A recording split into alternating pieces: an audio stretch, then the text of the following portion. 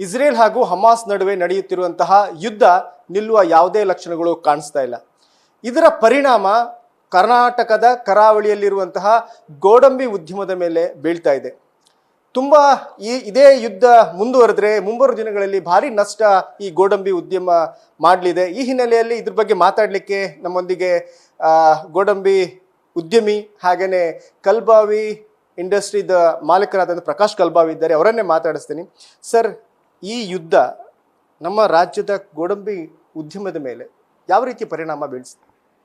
ಈಗ ಕರ್ನಾಟಕದಲ್ಲಿ ಸುಮಾರು 240ರಿಂದ 260 ಈ ಮಧ್ಯಮ ಮತ್ತು ಸಣ್ಣ ಕೈಗಾರಿಕೆಗಳಿವೆ.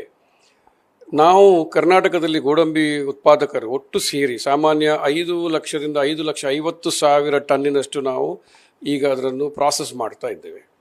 ಇದರಲ್ಲಿ ಕರ್ನಾಟಕದಲ್ಲಿಯೇ ಬೆಳೆಯುವಂಥದ್ದು ಕೇವಲ ನಮ್ಮ ಹತ್ರ 40ರಿಂದ 50,000 ಟನ್ನು, ಅಂದರೆ ಸುಮಾರು 4,50,000 ಟನ್ನಿಂದ 5 ಲಕ್ಷ ಟನ್ ನಾವು ಆಮದು ಮಾಡುವ ಪರಿಸ್ಥಿತಿ ಉಂಟು. ಇತರ ರಾಜ್ಯಗಳಿಂದ ಕೂಡ ನಾವು ಆಮದು ಮಾಡ್ಬೋದು, ಬಟ್ ಅಲ್ಲಿ ಕೂಡ ಶಾರ್ಟೇಜ್ ಇರೋದ್ರಿಂದ ನಾವು ಈಸ್ಟ್ ಮತ್ತು ವೆಸ್ಟ್ ಆಫ್ರಿಕಾದಿಂದ ನಾವು ಈಗ ಇದನ್ನು ಆಮದು ಮಾಡ್ತಾ ಇದ್ದೇವೆ. ಇವತ್ತು ಈ ಯುದ್ಧದ ನೇರ ಪರಿಣಾಮ ನೀವು ಕೇಳ್ತಾ ಇದ್ರೆ, ನಾವು ಎಕ್ಸ್ಪೋರ್ಟ್ ಆ್ಯಂಡ್ ಇಂಪೋರ್ಟ್ ಎರಡು ಮೇಲೆಯೂ ನಾವು ನಿರ್ಭರ ಇರುವವರು. ನಮ್ಮಲ್ಲಿ ಮುಖ್ಯವಾಗಿ ಏನಾಗಿದೆ ಅಂತ ಹೇಳಿದರೆ, ನಮ್ಮ ಇಂಪೋರ್ಟ್ಸ್ ಏನಿದೆ ಅದು ಈಸ್ಟ್ ಮತ್ತು ವೆಸ್ಟ್ ಆಫ್ರಿಕಾದಿಂದ ಬರುವಾಗ ಅದು ರೆಡ್ ಸೀಯಿಂದ ಕೆಳಗೆ ಇರುವುದರಿಂದ ನಮಗೆ ನೇರವಾಗಿ ಬಂದದ್ರಿಂದ ಇವತ್ತಿನ ಮಟ್ಟಿಗೆ ಸಾಧಾರಣವಾಗಿ ಸ್ವಲ್ಪ ಡಿಲೇ ಆಗ್ತಾ ಇದೆ ಬರುವಂಥದ್ದು. ಆದರೆ ಅದರದ್ದು ಪೂರ್ತಿ ಪರಿಣಾಮ ಇನ್ನೂ ನಮ್ಮ ಮೇಲೆ ಬಿದ್ದಿಲ್ಲ. ಹಾಗಂತ ನಮ್ಮ ಎಕ್ಸ್ಪೋರ್ಟ್ಸ್ ಏನಿದೆ ಅದು US ಮತ್ತು ಯುರೋಪಿಗೆ ಏನಿದೆ ಅದು ಮುಂಚೆ ನಮಗೆ ರೆಡ್ ಸಿ ಮುಖಾಂತರ ಹೋಗಿ ಸುಯೆಸ್ ಕೆನಲ್ ಆಗಿ ನಮಗೆ ಹೋಗ್ತಿರುವಂಥದ್ದು.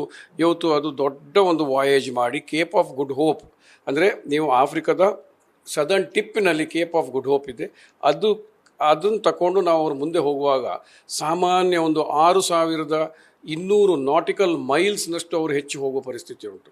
ಅಂದರೆ ಸಾಮಾನ್ಯ ನಿಮಗೊಂದು 12,000 13,000 ಕಿಲೋಮೀಟರ್ ಹೆಚ್ಚು ಹೋಗುವಂಥದ್ದು. ಸೊ ಆದದ್ರಿಂದ ಇವತ್ತು ಸೀದಾ ಅದು ನಮ್ಮ ಲಾಜಿಸ್ಟಿಕ್ಸ್ ಕಾಸ್ಟ್ನಲ್ಲಿ ಒಂದು ಕಂಟೈನರನ್ನು ಒಂದು TU ನಾವು ಮಾಡುವಂಥದ್ದು ಸಾಮಾನ್ಯ $2,000ದಿಂದ $2,200 ಆಲ್ರೆಡಿ ಹೆಚ್ಚಾಗಿ ಆಗಿದೆ. ಯಾಕಂದರೆ ಅಷ್ಟು ಅವ್ರದ್ದು ಫ್ಯೂಯಲ್ ಬರ್ನಿಂಗ್ ಉಂಟು, ಅದರಿಂದ ಅವರು ಕಾಸ್ಟ್ ಅದನ್ನು ಎಕ್ಸ್ಕಲೇಟ್ ಮಾಡ್ತಾ ಇದ್ದಾರೆ. ಸೊ ಅದು ಒಂದಾದರೆ, ಇನ್ನೊಂದು ದೊಡ್ಡ ಸಮಸ್ಯೆ ಏನಂತ ಹೇಳಿದರೆ, ನಾವೆಲ್ಲರೂ ಈಗ ಆಫ್ರಿಕಾದಿಂದ ಏನು ಆಮದು ಮಾಡ್ತಾ ಇದ್ದೇವೆ ಅದು ಎಲ್ಲವೂ ಒಂದು ಹ್ಯಾಂಡ್ ಟು ಮೌತ್ ನಾವು ಇಂಪೋರ್ಟ್ ಮಾಡಿಕೊಳ್ತಾ ಇದ್ದೇವೆ. ಸೊ ಇವತ್ತು ಈ ರೆಡ್ ಸೀದು ಸಮಸ್ಯೆಯಿಂದ ಹೆಚ್ಚಿನ ವೆಸಲ್ಸ್ ಎಲ್ಲವೂ ಒಂದು ಸೇಫ್ ವಾಟರ್ಸ್ನಲ್ಲಿ ನಿಮ್ಮ ರೆಡ್ ಸಿಯಲ್ಲಿ ಪಾರ್ಕ್ ಆಗಿತ್ತು. ಅದು ಒಂದೇ ಒಂದು ಏನು ಹೇಳ್ತಾರೆ ನಾವು ಒಂದು ಕಾನ್ವಾಯ್ ಟೈಪ್ನಲ್ಲಿ ಅದು ಎಲ್ಲ ಪೋರ್ಟಿಗೆ ಹೋಗ್ತಾ ಇದೆ. ಸೊ ಆದ್ದರಿಂದ ಒಂದು ಪೋರ್ಟಿಗೆ ಒಂದು ಸಡನ್ ಒಂದು ಎಕ್ಸೆಸಿವ್ ಕಾರ್ಗೋ ಅಂದರೆ ಒಂಥರ ಬ್ಲಾಕೇಜ್ ಬರ್ತದೆ. Second, container shortage. ಇದು ಈಗ ನಾವು ಇದ್ರ ಪರಿಣಾಮ ನಾವು ಈಗ ಆಫ್ರಿಕಾದಲ್ಲಿ ನೋಡ್ತಾ ಇದ್ದೇವೆ. ವೆಸಲ್ಸ್ ಟೈಮಲ್ಲಿ ಬರ್ತಾ ಇಲ್ಲ, ಹಾಗೂ ಅಲ್ಲಿ ಅದಕ್ಕೆ ಸ್ಟಫ್ ಮಾಡಿ ಅವ್ರು ನಮಗೆ ಕಳಿಸ್ಲಿಕ್ಕೆ ಕಂಟೈನರ್ ಸಿಗ್ತಾ ಇಲ್ಲ. ಸರ್, ಈಗ ರೆಡ್ ಸಿ ಮತ್ತು ಈ ಸೂಯೆಜ್ ಕಾಲುವೆಯಿಂದ ಯಾವಾಗ ಯಮನ್ ಇದು ಹೌಡಿ ಉಗ್ರವಾದಿಗಳು ಬಂಬಾರ್ಡಿಂಗ್ ಸ್ಟಾರ್ಟ್ ಮಾಡಿದರು, ಆವಾಗ ವೆಸಲ್ಸ್ಗಳು ಒಂದು ಕಡೆಯಿಂದ ಸ್ಟಾಪ್ ಆಯಿತು ಹೋಗಲಿಕ್ಕೆ ಬರಲಿಕ್ಕೆ. ಆಗ ಇಲ್ಲಿ ಬರುವಂತಹ ಶಿಪ್ಪುಗಳು ಏನಾದರೂ ಎಫೆಕ್ಟ್ ಆಯ್ತಾ ಮೂಮೆಂಟಲ್ಲಿ? ಇಲ್ಲ, ನಮ್ಮದು ರಫ್ತು ಮಾತ್ರ US ಮತ್ತು ಅಮೆರಿಕಕ್ಕೆ. ಇದು ನಿಮಗಿದು ಎಫೆಕ್ಟ್ ಆಗೋದು US ಮತ್ತು ಅಮೆರಿಕಕ್ಕೆಲ್ಲ. USA ನಾವು USA ಮತ್ತು ಯುರೋಪಿಗೆ ಕಳಿಸುವಾಗ ಮಾತ್ರ ನಮಗೆ ಹೆಚ್ಚು ಎಫೆಕ್ಟ್ ಮತ್ತು ನಮ್ಮದು ತುಂಬ ರಫ್ತು ನಮ್ಮದು UAE ಕೂಡ ಇದೆ, ಅದರಲ್ಲಿ ಕೂಡ ಅಷ್ಟು ಎಫೆಕ್ಟ್ ಆಗಲಿಲ್ಲ. ಬಟ್ USA ಮತ್ತು ಯುರೋಪಿಗೆ ಆಗುವಂಥದ್ರಲ್ಲಿ ನಮಗೆ ತೀರಾ ಎಫೆಕ್ಟ್ ಆಗಿದೆ. ಇಂಪೋರ್ಟ್ನಲ್ಲಿ ಈಗ ನಮಗೆ ಸಮಸ್ಯೆ ಕಾಣುವಂಥದ್ದು ಏನಂತ ಹೇಳಿದರೆ, ನಮ್ಮದು ಏನು ಆಮದು ನಮ್ಮಲ್ಲಿ ಬರಬೇಕಿತ್ತ ಈ ಸಮಯ ಅದು ಕಾಣ್ತಾ ಇಲ್ಲ. ಅಂದರೆ ಅವ್ರ ಹತ್ರ ಕೇಳುವಾಗ ವೆಸಲ್ ಇನ್ನೂ ಪೋರ್ಟಿಗೆ ಕಾಲ್ ಮಾಡಲಿಲ್ಲ, ಅಲ್ಲಿ ಕಂಟೈನರ್ ಇದು ಶಾರ್ಟೇಜ್. ಸೊ ಇದರಿಂದಾಗಿ ಇಲ್ಲಿ ಬರುವಂಥದ್ದು ನಾವು ಜಾನ್ವರಿಯಲ್ಲಿ ನಮ್ಗೆ ಬರಬೇಕಿತ್ತ ಯಾವತ್ತಿನ ಪರಿಸ್ಥಿತಿಯಲ್ಲಿ ಅದು ಫೆಬ್ರವರಿ ಎಂಡಿಗೆ ಬರ್ತದ ಅಂತೇಳಿ ಕಾಣ್ತಾ ಇದೆ. ಸೊ ಆ ಪರಿಸ್ಥಿತಿ ಬಂದರೆ ಇಲ್ಲಿ ಫ್ಯಾಕ್ಟ್ರಿಗಳಿಗೆ ಕಚ್ಚಾ ಬೀಜ ಪ್ರಾಸೆಸ್ ಮಾಡಲಿಕ್ಕೆ ಇಲ್ಲದ್ರಿಂದ ಬಂದಾಗುವ ಲಕ್ಷಣಗಳು ಇದೆ. ಅದಲ್ಲದೆ ಈ ಕಂಟೈನರ್ ಶಾರ್ಟೇಜಿಂದ ಅದು ಕಾಸ್ಟ್ ಕೂಡ ನಮಗೆ ಎಕ್ಸ್ಕಲೇಷನ್ ಕಣ್ಣಿನ ಮುಂದೆ ಕಾಣ್ತಾ ಇದೆ. ಸರ್, ಈಗ ಕಚ್ಚಾ ಗೋಡಂಬಿ ಎಷ್ಟು ಅಲ್ಲಿಂದ ಬರಬೇಕು, ಎಷ್ಟು ಟನ್ ಬರಲಿಕ್ಕೆ? ಈಸ್ಟ್ ಆಫ್ರಿಕಾದಿಂದ ಈಗ ಸೀಸನ್ ಆಗ್ತಾ ಇರೋದು ಈಸ್ಟ್ ಆಫ್ರಿಕಾದಿಂದ, ಅಂದರೆ ಟಂಜಾನಿಯಾ, ಮೊಜಾಂಬಿಕ್ ಇಂಥ ದೇಶದಿಂದ. ಸೊ ಈಸ್ಟ್ ಆಫ್ರಿಕಾದಿಂದ ಇವತ್ತಿನ ಮಟ್ಟಿಗೆ 1,25,000 ಟನ್ನಿನಷ್ಟು ನಮ್ಮ ಇಂಡಿಯಾಕ್ಕೆ ಬರಲಿಕ್ಕಿದೆ. ನಾನು ಕರ್ನಾಟಕಕ್ಕೆ ಸ್ಪೆಸಿಫಿಕ್ ಆಗೋದಾದರೆ ಸುಮಾರು ಒಂದು 60ರಿಂದ 70,000 ಟನ್ನಿನಷ್ಟು ಕರ್ನಾಟಕಕ್ಕೆ ಬರಲಿಕ್ಕಿದೆ. ಅದು ಡಿಲೇ ಆಗ್ತಾ ಇದೆ. ಇವತ್ತು ಎಲ್ಲವೂ ಇಲ್ಲಿ ಹೆಚ್ಚಿನ ಘಟಕಗಳಲ್ಲಿ ಕಚ್ಚಾ ಬೀಜದ ಶಾರ್ಟೇಜ್ ಕಾಣ್ತಾ ಇದೆ. ಇದೇ ಪರಿಸ್ಥಿತಿ ಮುಂದುವರೆದ್ರೆ ಇಲ್ಲಿಯ ಇಂಡಸ್ಟ್ರಿಗಳ ಬಂದಾಗುವಂಥ ಚಾನ್ಸಸ್ ಇದೆಯಾ?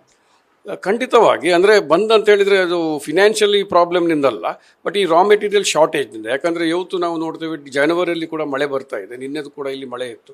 ಸೊ ಈ ಮಳೆಯಿಂದಾಗಿ ನಮ್ಮ ಲೋಕಲ್ ಕ್ರಾಪ್ ಅಂತೂ ಮಾರ್ಚ್ನಲ್ಲಿ ಬರುವಂಥದ್ದು ಖಂಡಿತ 1 ತಿಂಗಳು 2 ತಿಂಗಳು ಡಿಲೇ ಆಗ್ಬೋದು ಸೀಸನಲ್ ಚೇಂಜಸ್ನಲ್ಲಿ.